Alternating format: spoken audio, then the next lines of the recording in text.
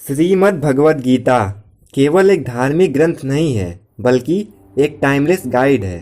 ये ग्रंथ हमें जीवन जीने का तरीका बताता है। जो प्रश्न अर्जुन ने पूछे थे वो बस उसी समय के लिए मायने नहीं रखते थे।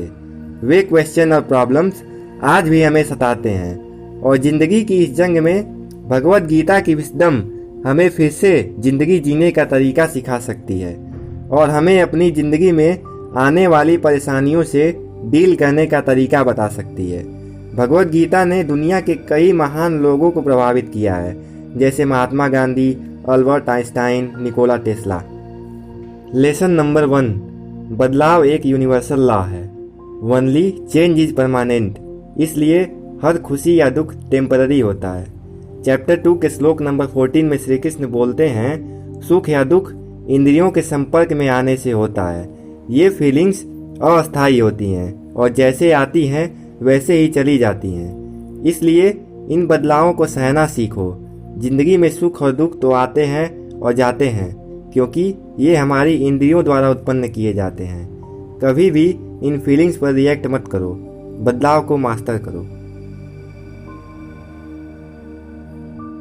लेसन नंबर 2, अपना फोकस अपनी ड्यूटी पर रखो, उससे मिलने वाले फल पर नहीं। यहाँ पर गोल सेटिंग की बात हो रही है। हम लोग अपने गोल के बारे में सोचकर प्रोसेस यानी अपने कर्म पर ध्यान नहीं देते। श्री कृष्ण कर्म को स्वधर्म से जोड़ते हैं, मतलब आपका कर्म ही आपका धर्म है। यही सेम बात जेम्स क्लियर अपनी बुक एटॉमिक हैबिट्स में बताते हैं। उदाहरण के लिए ओलंपिक में हर एथलीट का गोल गोल्ड मेडल जीतना होता है, फिर भी जीत कोई एक ही पाता है। मतलब गोल सेटिंग उतना कारगर नहीं है जितना आज की सोसाइटी ने बना रखा है। स्कॉट एडम्स यहाँ तक कहते हैं, गोल ओरिएंटेड लोग प्री सक्सेस फेलियर स्टेट में रहते हैं। उन्हें हमेशा दबाव रहता है कि होगा कि नहीं होगा, होगा तो कैसे होगा, और ज़्यादातर इस दबाव में काम नहीं। जब रिजल्ट नहीं आता तो वे तत्काल परमानेंट फेलियर स्टेट महसूस करते हैं। लेकिन निष्काम कर्म करने वाले लोग हर बार सफल होते हैं, हर बार संतुष्टि महसूस करते हैं, क्योंकि उन्हें कोई एक्सपेक्टेशन नहीं होती, इसलिए वे अपना 100% दे पाते हैं। इसलिए अगर आपका फोकस ड्यूटी पर रहे तो अच्छा है। आप कर्म की चिंता कीजिए, रिजल्ट अपनी चिंता अपने आप कर लेगा। Happiness is in process. जब हम गोल्स बनाते हैं तब हम मन में एक बात मान लेते हैं कि जब मैं रिजल्ट पा लूँगा तब खुश हो जाऊँगा। ये अपने गोल्स को देखने का बहुत ही संकीर्ण नज़रिया है, क्योंकि अगर आप सही चीज़ भी कर रहे हैं तो भी आप सेटिस्फाइड और कॉन्फिडेंट महसूस नहीं करेंगे।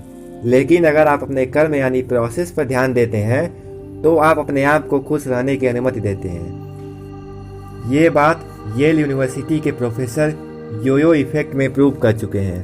दोस्तों, अभी तक के पॉइंट्स का ये मतलब नहीं है कि गोल्स की कोई ज़रूरत ही नहीं होती।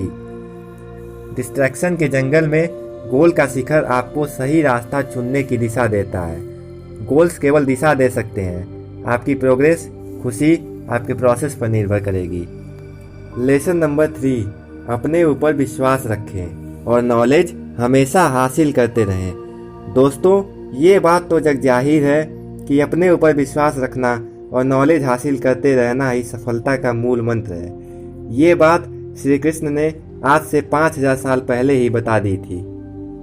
श्री कृष्ण अध्याय 4 के श्लोक नंबर 40 में कहते हैं कि अगर ज्ञान और श्रद्धा नहीं है और जिसे अपने ऊपर विश्वास नहीं है उसका विनाश हो जाता है। ऐसा व्यक्ति जो अपने ऊपर, अपने प्रोसेस और अपने गोल के ऊपर विश्वास ही नहीं करता कि वो सफल हो पाएगा, वो कभी सफल नहीं हो सकता।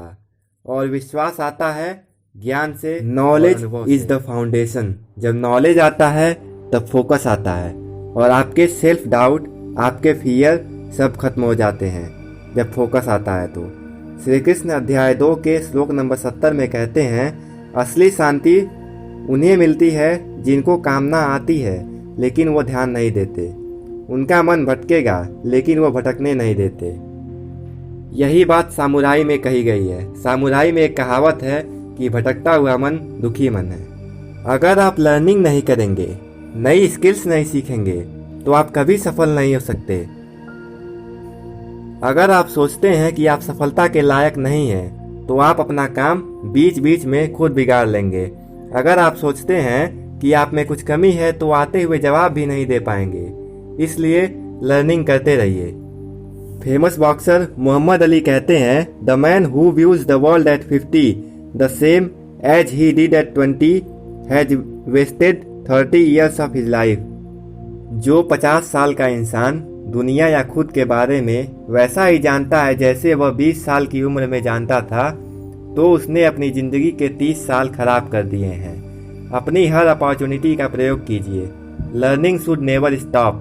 मेहनत बचाकर घर मत ले जाइए। Lesson number 4, leadership skill from Bhagavad Gita. अगर आप लीड करना जानते हैं, तो आप अपनी ऑर्गेनाइजेशन, अपनी सफलता को बहुत बड़ा कर सकते हैं। आइए लीडरशिप स्किल भगवान श्री कृष्ण की नज़रों से देखते हैं। अध्याय 3 के श्लोक नंबर 21 में श्री कृष्ण कहते हैं, जैसा जैसा लीडर करेगा वैसा वैसा फॉलोअर भी करेगा। मतलब ये है, लीडर जो करेगा उसका फॉलोअर उसे देखकर वही करेगा। Leadership is not best when it is taught, it is best when it is caught. Leader ऐसा होना चाहिए जो लोगों को इंस्पायर कर सके, ना कि सलाह या ऑर्डर दे।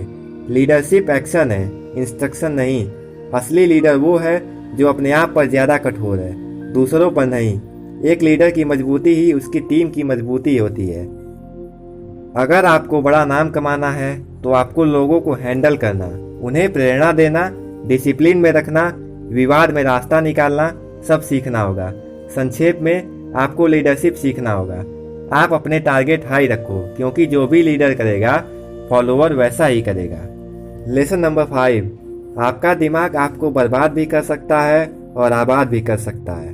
चैप्टर 6 के श्लोक नंबर 5 में श्री कृष्ण कहते हैं, हर इंसान को अपने आप को मन से ऊपर उठाना चाहिए, वरना वो आगे बढ़ने की बजाय पीछे गिरते जाएंगे।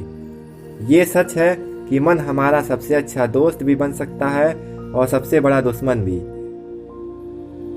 अगर आप अपने मन के मालिक नहीं हो, तो आप उसके गुलाम हो।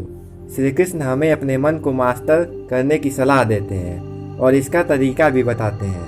श्री कृष्ण कहते हैं, अपने मन और इमोशन को मास्टर करने का स्टेप अपनी इंद्रियों से शुरू होता है। अगर आप अपनी इंद्रियों यानी सेंसेस को नियंत्रित कर दो, तो आप अपने माइंड और इमोशन को भी कंट्रोल कर सकते हो। आप क्या सुनते हैं, क्या देखते हैं, आप इसको कंट्रोल करो, मन अपने आप कंट्रोल में आ जाएगा। आप अपनी 5 इंद्रियों को अपने गोल पर झोंक दो, आप जरूर सफल बनेंगे। दोस्तों, सिर्फ वीडियो देखने से कुछ नहीं होगा। अभी के अभी सारे टिप्स को इम्प्लीमेंट कीजिए। आप कभी गलती करेंगे, फिर संभलिए और सुधार कीजिए। ये कहा गया है, listening followed by doing lead to mastery. अगर आपको यह वीडियो पसंद आया तो ज़रूर शेयर कीजिए और चैनल ज़रूर सब्सक्राइब कीजिए। आपके काम के किस्से आते ही रहेंगे। जय हिंद।